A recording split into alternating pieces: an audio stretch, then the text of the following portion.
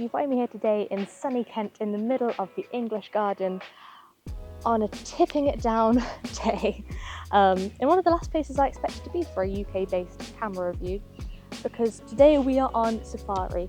We are going to be checking out some animals, testing out the brand new X-T50 camera. It is the younger sister equivalent to the X-T5 that came out a couple of years ago, and I'm really excited for this. It's got a lot going for it. So I think it's time to find some animals now. Hopefully the rain will stop and the sun will clear. It's Britain's in summer, so I've got sun cream, sun hat, umbrella and raincoat with me today. And the all new camera. Let's get going.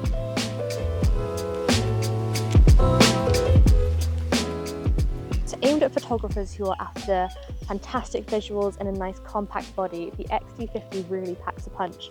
It's the younger sister to the X-T5 and has a lot of the same specs, to be honest. It has the same CMOS sensor as the X-T5, as well as the same X processor 5, which means that we know it's going to be fast, it's going to be sharp, and it's going to produce some really beautiful 40.2 megapixel camera images. So it's powered by the same battery as the X100 V6. Yes? X100 V6. No.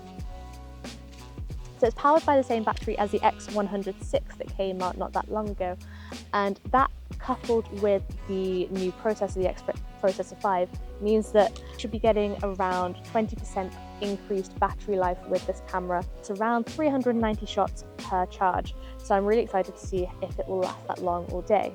So comparing it to the X-T5, there is a lot going into this camera. So as well as that shared sensor, it also has up to 7 stops of inbuilt image stabilization, which is it's the first camera in the X-T00 range to have that, which means that it is going to be really good. Although this is a camera that is based at photographers, it's going to be great for videography as well, because it's going to work in partnership with those lenses to produce some really still content. So the only other difference really between the X-T5 and the X-T50 is the X-T5 can do up to 15 frames per second in continuous mechanical shutter, whereas the X-T50 can do up to 8.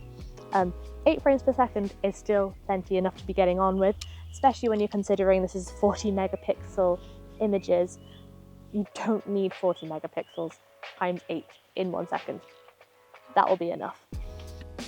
So far, not so many animals when it comes to a safari. Having a look around, it's chucking it down a little bit, so I think they might all be inside and I don't really blame them. I'm going to keep looking, see what I can find, and try and get to use this camera a little bit more, because we've got the 300mm on and I'm really wanting to make use of that whilst I've got it.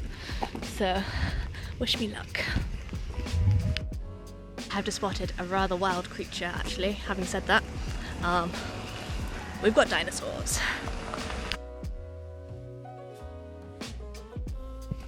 Now I said that those were the main differences between the X-T5 and the X-T50, but there is actually one massive other difference that I've forgotten to mention, and that is the film simulation dial that comes on the X-T50. Now if you've not used Fujifilm's film simulations before, you might be forgiven for thinking, why on earth are they moving filters, something like sepia tone and posterize, up from the menu and giving it dedicated dial space on the body of the camera? That's because Fujifilm sims are built differently.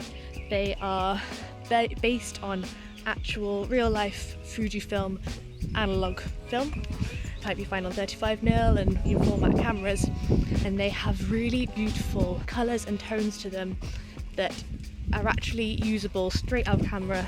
Means that you can take your photos, and if you're taking them right, you don't need to do any post-processing to them at all. They have really noticeably different colour tones to them. The X-T50 includes the all-new Real Ace filter, which obviously came out back in September with the GFX 100 Mark II. And for anybody who is still waiting for that to come out onto their previous camera, like the X-T5 or the X-H2, don't worry, it's coming. There is a out of breath. There is a firmware update coming very soon, so watch out for that. You'll be able to get Real Ace on your cameras. Now what I like about the film simulation dial coming up onto the camera itself is that it's going to make it really easy to experiment and be a bit more creative when it comes to photography. Obviously, quite often you think, okay, well, I'm shooting a series of images, it's going to be in the same style, I'm going to want the same tone throughout it, which is probably still the case. You're probably going to find that there is one filter that you like and you'll probably stick to it. But this actually gets you experimenting with it a lot more than I was expecting. I've been here today in the safari, and each animal I come to, there's a different filter that seems to suit that animal, and it's so easy just to flick through as the action's happening, react in that moment to finding the right filter for you. It's a really good addition. I'm enjoying it a lot. So it's not exactly safari weather right now, it is currently trying to chuck it down with rain, but we were just having a look at this gorgeous little bear and just going through all of the different film simulations whilst he was moving around, and it was just so easy to switch between, oh, there's a bear. Missed him. But what I was saying is that the film simulations are actually really easy to just flick through. When you're not quite sure exactly what the look needs to be when you're after for it, it actually offers up a lot more options than I would have kind of gone for initially. I usually would just stick with Real Race, to be honest, but it was offering me some nice options that I wouldn't have gone for that I felt were really useful. So it was a great little addition. I'm liking it so far. So we've got a pride of lions and a little family going on up here, and I think this is the perfect time for me to try out the digital teleconverters. The X-T50 actually comes with two. We've got a 1.4 times and a 2 times digital teleconverter, and it's actually the first X-T00 camera to have this inbuilt, which is actually really exciting because what that means is, although I've already got a 70-300 lens on right now, they are a little bit farther away, and it means that I'm going to be able to get in really close and hopefully get some really good shots. So I meant to say that the other really good thing about digital teleconverters is that especially if you're coming into this camera as a bit of an entry-level photographer, what's going to be really great is you have to buy half the glass. As soon as you've got, say, pick up a 28-70mm, you've already got 3 extra lenses that you didn't have just for the price of one, which is a really good, easy way for getting into a big range of photography. And it's a really, don't know what I'm saying here. Sorry, got distracted by a lion yawning. What I was saying is that this is an excellent camera, the X-T50, for getting into photography. You're taking it up a notch, you're really wanting to go the extra distance with your photos, but not ready to step up to the X-T5. With this digital teleconverter, all of a sudden you have double the amount of glass that you had before, so you only have to buy a couple of lenses and you've got yourself a full set. So it's a really budget-friendly way of getting into photography, and especially wildlife, because look how far away they are, and you'll see the photos and it'll prove just how good it is.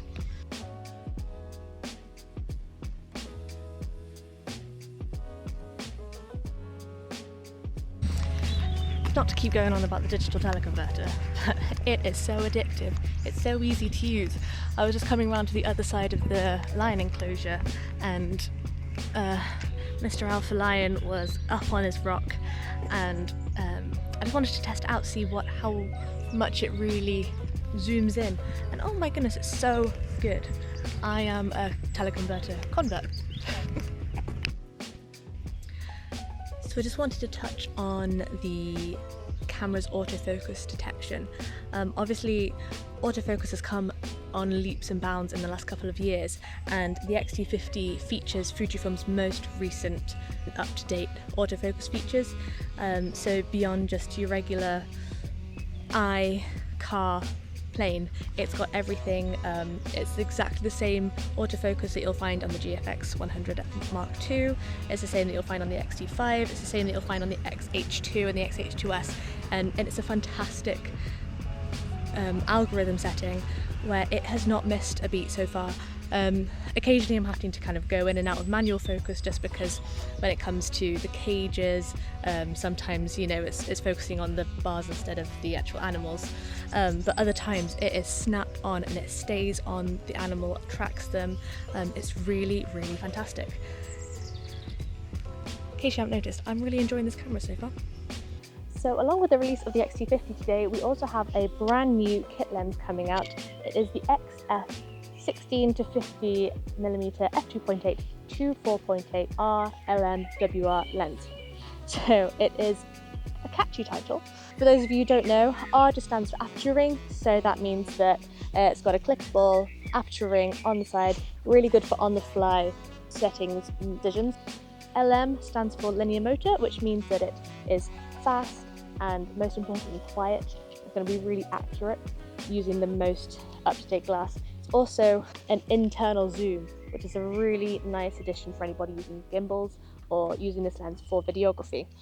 And then WR, weather resistant, important today. It's a really nice little lens actually.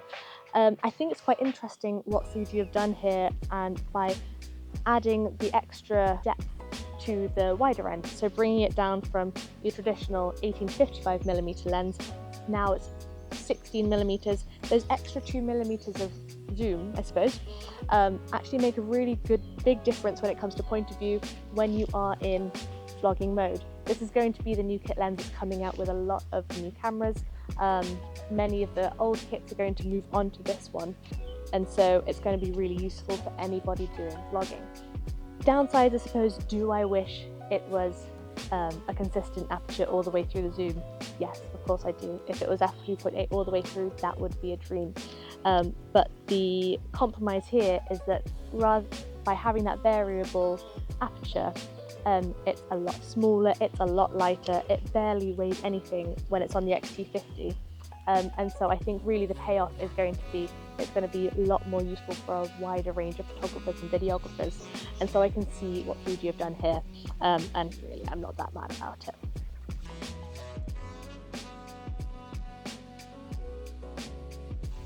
My kind of thoughts on the camera, who this might be good for. Obviously it's aimed at photographers. It is a photo-centric camera, especially because of that articulating screen, not coming all the way through in a three-way articulation. But there are also a lot of people right now waiting for the X100VI, and I think, depending on what it is that you're after, this could actually be a really good alternative. The X100VI obviously gained a lot of notoriety and popularity on TikTok because of the film simulations, people thinking that they were only available on the X100V and now the X100VI.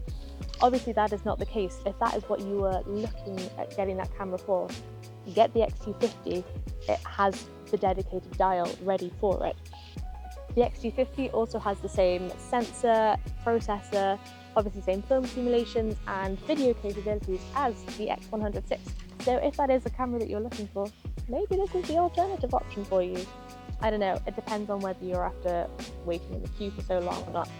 Obviously, if video and content creation and reels and TikToks is what you're wanting the X100VI for, get that. It's the camera for it. But if it's photography that you're after, this is a really good choice. And at the moment, the pre-order queue will be a lot shorter. And kind of final thoughts on the camera. It's a really fantastic camera. It feels quite unbelievable to me actually that such a small camera has a 40 megapixel sensor, and it's so sharp, it's so fast, it's so accurate. I've really enjoyed using it today. The film simulation dial, I've not stopped going on about it, to be honest. It's a really fun addition to the camera. It's not a gimmick, and it's a useful tool for photographers looking to get a little bit more creative and experimental with their photography. It's a fantastic camera for those who are looking at, they're not quite ready to make the leap to the X-T5. The X-T50 is the perfect setup for you. It's got all the internal tech, sensor, processor as the X-T5. It's just smaller. It's a really good choice if you're, maybe photography isn't your full-time profession, but you are looking to get a little bit more serious into it. You're looking at that step up from a smaller sensor camera, you want a bit more depth to your photos, maybe you want the option to be able to crop in a bit more, the X-T50 is a really good choice for you. So if you are interested in the X-T50, I can highly recommend clicking the link below in the description, where you'll be able to find a lot more information on the camera itself on our website. And if you have made it through this video, consider subscribing, click the notification bell, and thanks for watching.